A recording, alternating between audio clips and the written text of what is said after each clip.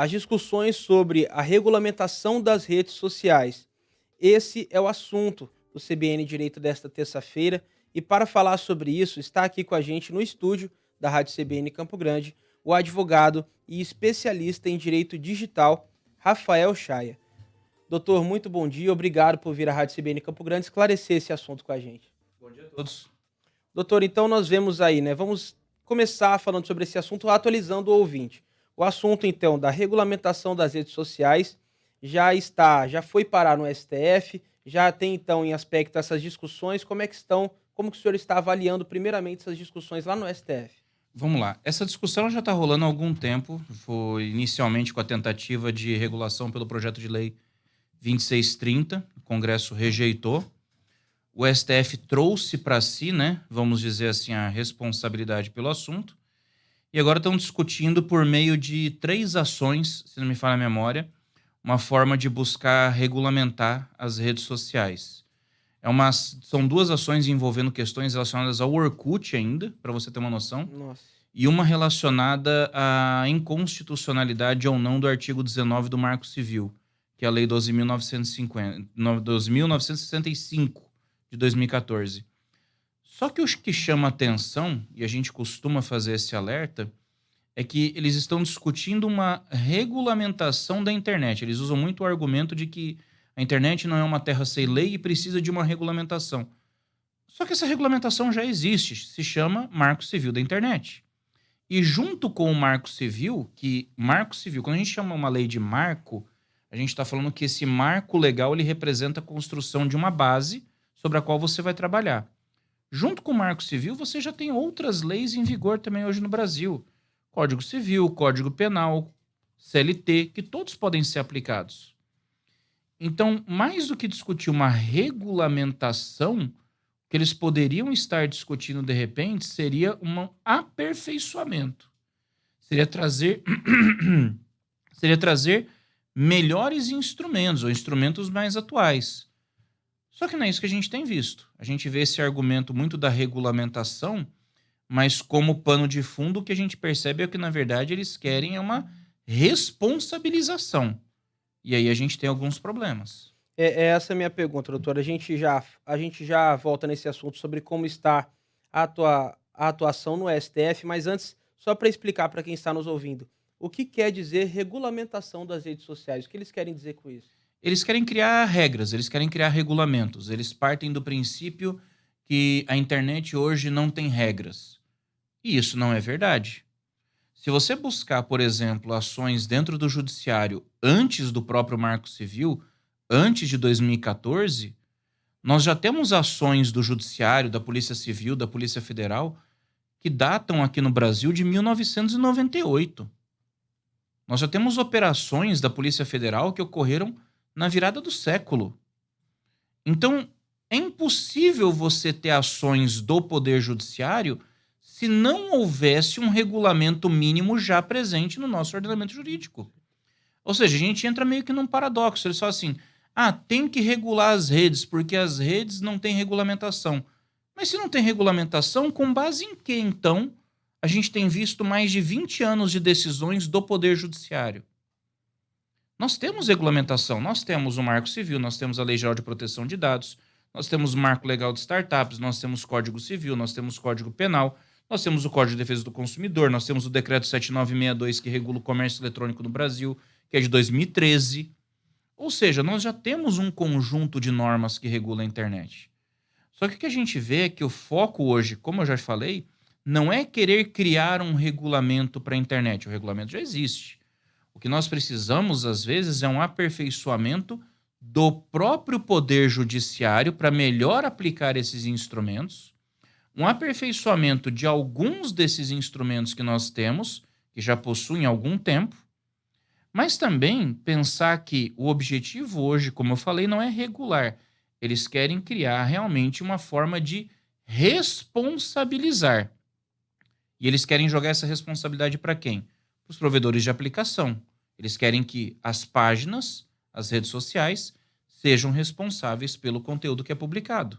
O resumo da ópera é esse. Então, se eu tenho uma empresa no Brasil, uma rede social no Brasil, vamos supor, como a X, e eu sou responsável por tudo que os outros postam também? Seria isso? O objetivo é exatamente esse. A Porque o ideia, senhor deu, aqui quando a gente estava conversando antes da entrevista, o senhor deu o exemplo do YouTube, né. São sim, vários minutos recebidos de uma vez na plataforma, e ela seria então responsabilizada. exato. A ideia é exatamente essa. Eles querem que a plataforma seja diretamente responsável. Qual é a regra que nós temos hoje? A regra que nós temos hoje é do artigo 19 do Marco Civil. Quem responde pelo conteúdo publicado na internet? O usuário. Ponto. Você publicou, você é responsável. Certo. Isso está de acordo com o próprio artigo 5º, inciso 4 da Constituição. É garantida a liberdade de expressão, sendo vedado o anonimato. Por que você veda o anonimato? Porque se você cometer uma injúria, uma calúnia, uma difamação, uma apologia ao crime, uma incitação ao crime, uma discriminação, uma ameaça, você vai responder por isso. Se você cometer dano moral a alguém, você vai responder por isso. Então você já tem um regulamento ali por trás. Então o artigo 19 fala: quem é responsável é o usuário. Podendo ser responsável a empresa, então o Marco Civil já prevê a responsabilidade da Então ela empresa. não exclui a Não responsabilidade da exclui. empresa. Não exclui. Podendo ser responsável a empresa, se tiver uma ordem judicial para excluir o conteúdo e a empresa descumprir. Então você fez uma postagem a meu respeito. Eu entro com uma ação, estou te processando. E aí para o juiz eu já peço, eu quero também que delete a postagem que ele fez. Porque o Marco Civil ele prevê exclusão de conteúdo. Ele não prevê exclusão de conta. Quero que ele exclua a postagem. O juiz vai chegar para a rede social e vai falar, o negócio é o seguinte, ele está sendo processado e eu quero que vocês deletem essa postagem aqui. Vai identificar com a URL, com todos os detalhes. A rede social vai lá e derruba a postagem. Pronto. Não acontece nada. Agora, se ela chegar e falar assim, não vou derrubar, aí beleza. Aí ela passa a ser responsável solidária. E é interessante porque a gente já tem decisões desse tipo que datam de antes do Marco Civil da internet. Essa disposição no Marco Civil ela foi construída com base na jurisprudência que já existia. Casos como, por exemplo, o caso Nissin Orfali, que entrou com uma ação contra o Google por conta do YouTube. Era um vídeo dele, a família pediu para excluir o vídeo, o YouTube se negou. O que aconteceu? O Google foi condenado e teve que pagar a indenização. Então, assim, já existe essa forma de responsabilizar a empresa. Só que eles querem simplesmente pegar e passar essa responsabilidade direto para a rede social. Tirar do judiciário e dar poder de polícia para a rede social poder decidir o que pode ou não ser publicado. Isso, uma decisão como essa, doutor, de responsabilizar a plataforma por todos os conteúdos, isso faria com que algumas saíssem do Brasil? O senhor acha que traria essa visão para o empresário de retirar mesmo a plataforma do país? Plenamente possível, como já aconteceu antes. O Rumble agora é o que é um concorrente direto do YouTube. Antes de ser bloqueado recentemente por uma decisão judicial, o Rumble voluntariamente encerrou as atividades no Brasil porque as exigências que estavam sendo feitas eram demais para que eles conseguissem cumprir. A gente tem que pensar que a rede social, se ela não tiver um ambiente que permita que ela funcione com tranquilidade, se ela tiver um ambiente, vamos dizer assim, hostil, ela não vai ficar aqui operando, ela não vai correr o risco de operar aqui dentro. Então existe essa necessidade de a gente observar o que está sendo cobrado. Você falou do YouTube, o exemplo que eu dei do YouTube. Vamos dizer que a partir de agora o YouTube é responsável por todo o conteúdo que é publicado na plataforma. O YouTube recebe 300 horas de vídeo por minuto. Não tem como você moderar 300 horas por minuto. Aí você pensa, mas usa um algoritmo, usa inteligência artificial. Gente, o algoritmo ele é burro. Ele não interpreta contexto. A moderação automatizada ela é feita por meio de palavras-chave.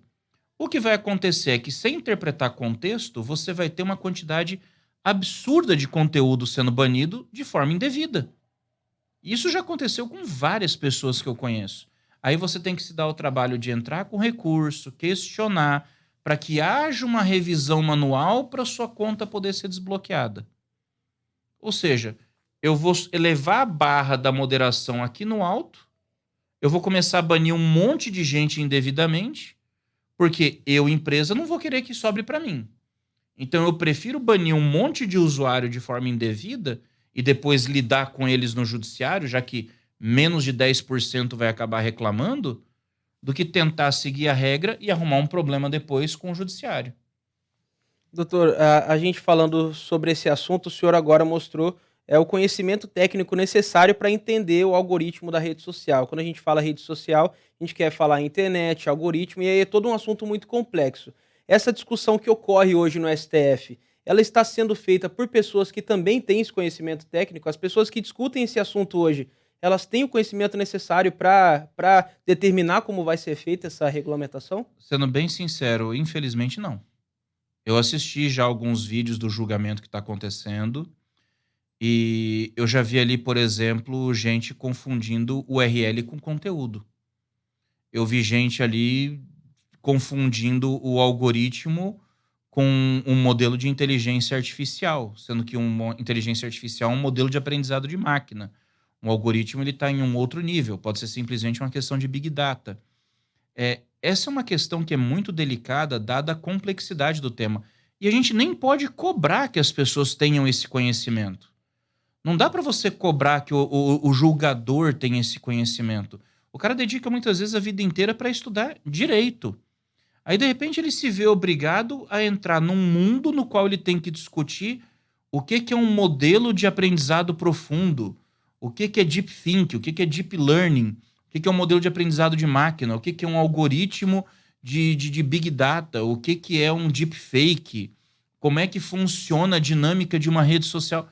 Gente, isso são questões técnicas que têm que ser levadas para uma discussão dentro da sociedade civil.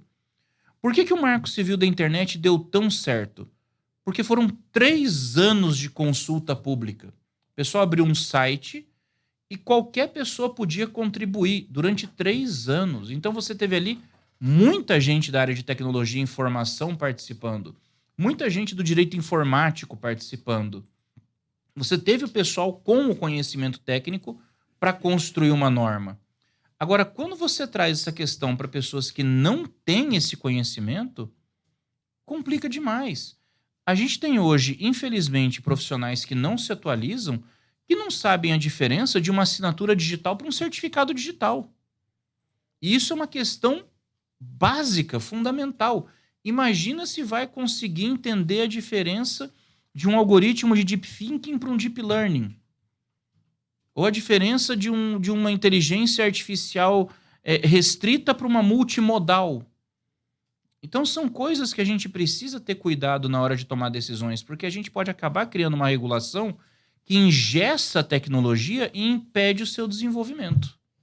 Então, como o senhor disse, né, não dá pra gente cobrar, lógico que todos tenham esse tipo de conhecimento. Impossível. Mas o que dá pra gente cobrar é que essa discussão seja feita em um ambiente com especialistas, né? E não num Isso. local fechado, onde as pessoas não têm o conhecimento O necessário. próprio Marco Civil, no seu artigo 2º, que estabelece os fundamentos, ele fala que a internet tem que ser plural, aberta e participativa. O debate precisa ser amplo, aberto, plural e participativo. Tem que ser aberto para todo mundo participar. Eu tenho que permitir que especialistas possam participar. Eu tenho que permitir que a sociedade civil possa discutir. Eu tenho que trazer as pessoas para propor soluções que sejam execuíveis. Porque, como a gente falou, é muito fácil você vender a ideia de a rede social tem que ser responsabilizada pelo discurso de ódio que nela é publicada. É fácil você vender essa ideia. Só que quando você manda para o como fazer isso, você vai esbarrar no problema. Como eu falei, você tem um volume absurdo de conteúdo sendo publicado todos os dias. Eu vou ter que fazer moderação por meio de algoritmo. O algoritmo, inteligência artificial, não é nem inteligente nem artificial. Ele não interpreta contexto. Eu vou acabar banindo um monte de gente de forma indevida. E aí gera outros problemas. Aí você gera outros problemas, que aí você começa a violar a liberdade de expressão. E aí também, vamos pensar um pouco, vamos pela lógica. Se eu vou colocar esse poder na mão da empresa, eu estou literalmente falando que a empresa, a partir de agora, ela é que escolhe o que vai ser publicado ou não. Ela que vai dizer o que pode ser dito ou não. Ou seja, eu quero responsabilizar a empresa, mas paradoxalmente eu estou dando mais poder para a empresa. E retirando a liberdade do usuário, né? Porque eu estou revestindo ela de poder de polícia. Ela passa a ser uma editoria, ela passa a fazer curadoria de conteúdo. Ela vai escolher o que pode ser publicado ou não. Porque é aquela história, se passar alguma coisa que não pode, sobra para ela. Então ela vai pecar pelo excesso. Para não ser penalizada, já vai ter todo um filtro interno muito mais rigoroso. Né? Exatamente. E aí, quem é que vai determinar esse filtro? Quem é que determina o que pode ou não ser falado? É o famoso quem vai dizer o que pode ser dito. É um problema. Doutor, quando a gente ainda fala nessa questão de justiça e plataformas, rede social, eu já vi muitas vezes sendo cobrado representante de cada plataforma no Brasil. Existe essa obrigatoriedade de cada plataforma ter um representante no país? Olha, isso é muito bom para a gente esclarecer. Eu tenho visto muita gente falando assim: ah, o Marco Civil exige que tenha uma empresa no Brasil. Não. O Marco Civil não traz essa exigência. Você pode ler todos os artigos do Marco Civil. Você vai encontrar, e o pessoal usa muito como referência, o parágrafo único do artigo 12, que fala das sanções que vão ser aplicadas. Mas esse parágrafo único do artigo 12 ele já foi regulado dentro da LGPD, que é 13.709, e ele é para falar do alcance da legislação de proteção de dados. Ponto. Ele não determina que tem que ter um representante no Brasil. Não existe essa determinação no Marco Civil. Quem fala alguma coisa de representação no Brasil é o artigo 1134 do Código Civil. Se você pegar o artigo 1134 do Código Civil, ele fala lá que a sociedade econômica precisa de representação em território brasileiro, etc. Só que aí entra a questão do aperfeiçoamento que a gente falou. Por que eu não recomendo a aplicação do dispositivo? Porque esse dispositivo, o artigo 1134, é de 2002. O que estava acontecendo em 2002? A gente tinha acabado de sair da internet de escada para a internet ADSL. A gente estava entrando na fase da Web 2, que é Web como Serviço. A gente nem discutia rede social e nem existia o conceito de Big Tech como a gente conhece. Ou seja, é um dispositivo datado. Você vai pegar um dispositivo da época da internet ADSL para querer discutir uma realidade da internet semântica hoje? Por isso que a gente fala, não é questão de regulamento, é questão de aperfeiçoamento. Atualizar o que já existe. Atualizar o que já existe. Vamos melhorar esse artigo. Porque se você for pegar na prática hoje, a esmagadora maioria dos serviços que operam no Brasil não tem representação no Brasil. E se eu for começar a aplicar essa regra da exigência de representação no Brasil, metade você vai bloquear por falta de representação, a outra metade vai sair por conta porque não vai querer abrir um escritório aqui.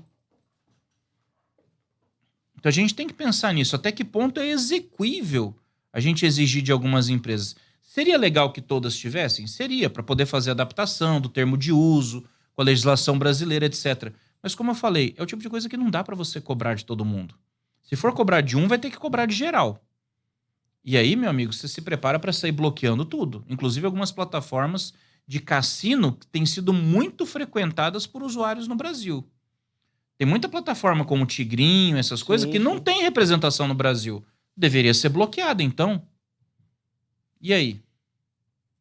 Movimenta todo um mercado ali e não é responsabilizada da forma que deveria, né? Exatamente. Doutor, agora só aproveitando a sua participação aqui com a gente hoje, já partindo para o final da nossa entrevista, a gente já falou sobre regulamentação, então essa responsabilização, né, toda essa nova discussão que está sendo ainda realizada no Superior Tribunal Federal, mas falando sobre o usuário rapidinho para pegar a visão do senhor. Hoje, com todas essas leis sendo feitas, atualizadas, como que o senhor vê hoje o usuário? Como que ele está hoje em relação à segurança na internet? Ele toma o cuidado que deveria? Ele está se atualizando? Como que o senhor enxerga esse cenário? O usuário, ele se informatizou, vamos colocar assim, ele foi para o digital sem estar completamente pronto. Isso é uma realidade. A Anatel publicou uma pesquisa em setembro de 2023 que mostra que 76% dos usuários hoje não sabem usar a internet de forma segura. Então, falta uma coisa chamada letramento digital. As pessoas têm que saber usar a internet de forma segura. Não sair clicando em qualquer link, não sair entrando em qualquer anúncio, tomar cuidado com o tipo de conteúdo que compartilha na internet, o tipo de conteúdo que baixa da internet. A pessoa faz muito download ilegal, vem com vírus, infecta computador, sofre golpe, se torna vítima. E outra coisa, o usuário, ele é a linha de frente no campo da responsabilidade de tudo isso que a gente está falando. A gente tem que entender que no Brasil não existe liberdade sem responsabilidade. Ninguém em sã consciência vai defender discurso de ódio, fake news, crimes informáticos? Ninguém. As pessoas têm que saber que o que elas fizerem na internet vai gerar responsabilidade para elas. Isso também tem a ver com o letramento digital. As pessoas têm que saber que quando usam a internet, elas não podem cometer injúria, calúnia, difamação, ameaça, incitação ao crime, apologia ao crime. Tudo isso gera responsabilidade criminal. Então as pessoas têm que saber que a internet hoje ela é uma extensão do seu dia a dia. Não é terra sem lei mais, né, doutor? Não Há tem mais muito isso. tempo, muito tempo. O pessoal, a internet não é terra sem lei. Gente, nunca foi com tanto de lei que a gente já tem nesse país. O negócio é que as pessoas elas precisam entender que a internet é uma extensão. Você não deve fazer na internet o que você não faria no seu dia a dia. Esse é o ponto. Tá certo. Doutor, muito obrigado pelas informações. Nós conversamos nesta manhã, então, com o advogado especialista em direito digital, Rafael Chay. Ele foi o convidado do nosso CBN Direito desta terça-feira para falar sobre regulamentação das redes sociais ou responsabilização. Se você quer entender esse termo, assista a entrevista completa que vai estar disponível no nosso portal RCN67. Doutor, muito obrigado pela presença e por todas as informações. Eu que agradeço, fico à disposição. Vamos agora ao repórter CBN Notícias Nacionais e já voltamos.